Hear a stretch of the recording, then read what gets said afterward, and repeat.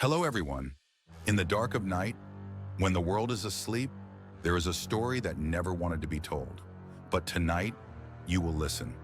Welcome to the Dreadmorrow channel, where every whisper could be a call from another realm. The Whispering House Hollow Creek had always been a quiet town, one of those places where everyone knew everyone. And the strangest thing that ever happened was Mrs. Langley's cat going missing for 2 days. But at the very end of Hollow Creek Road stood a house that didn't belong to that calm, peaceful world, the old Renmore house. People said it had been abandoned for over 50 years. No one remembered who lived there last, and no one dared to ask. Kids told stories about strange lights and ghostly shapes. Some swore they heard voices when they passed by at night. Naturally, that made it the perfect destination for a Halloween dare. Alex, Mina, Jordan, and Leo were bored 17-year-olds with too much bravado and not enough fear. It was Mina's idea. "Let's go in." "Just for an hour," she said, her eyes bright with challenge. Alex hesitated. He wasn't superstitious, but something about the house had always made his skin crawl. Still, he couldn't back down, not in front of Mina. The four of them met at 11 p.m., flashlights in hand, their breaths misting in the chilly October air. The wrought iron gate creaked like it hadn't moved in years. It resisted, then gave in with a sound like a dying scream. The front door stood slightly ajar. Inside, the house was worse than they'd expected. The air was thick, heavy, like it had been waiting, stagnant, for years. A pungent mix of rot, mildew, and something metallic filled their lungs. They moved through the rooms trying to laugh it off. Broken furniture, faded wallpaper that peeled like curling skin, old photographs scattered across the floor, most of them too water-damaged to see, but a few with faces scratched out so violently the paper tore through. "Okay, this is actually creepy," Jordan said, pointing to a child's drawing on the wall. Crayon lines showed stick figures holding hands in front of a house. All the stick figures had red X's over their faces, except one in the attic window. That's when they heard the first whisper. It was soft, almost like the wind, but too clear. A voice, low, sibilant. "Go. Back." They froze. "Did you hear that?" Mina susurró. "Probably the wind," Leo muttered, clearly trying to convince himself more than anyone else.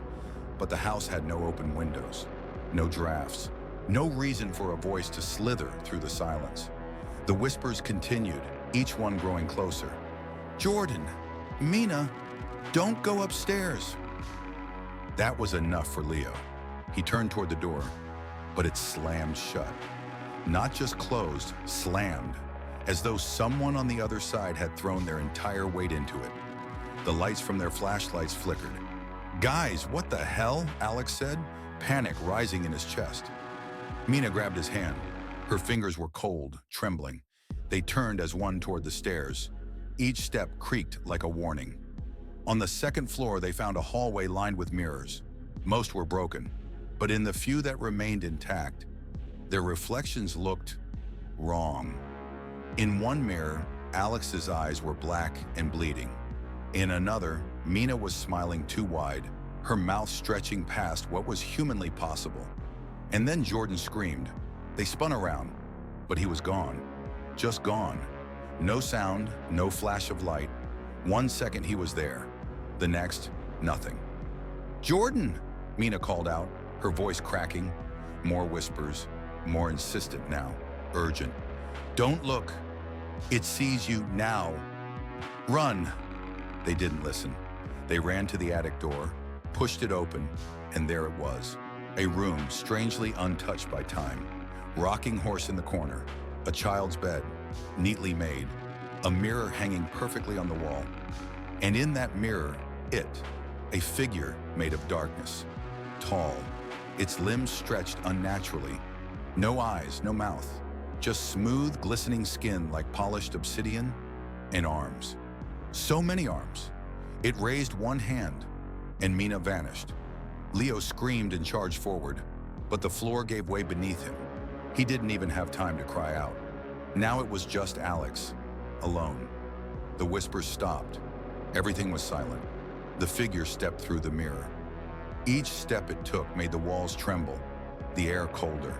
Alex couldn't move. "You came," it whispered.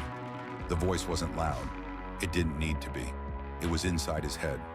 Now, you stay. Thank you for watching. Don't forget to support this channel by following, liking, and commenting.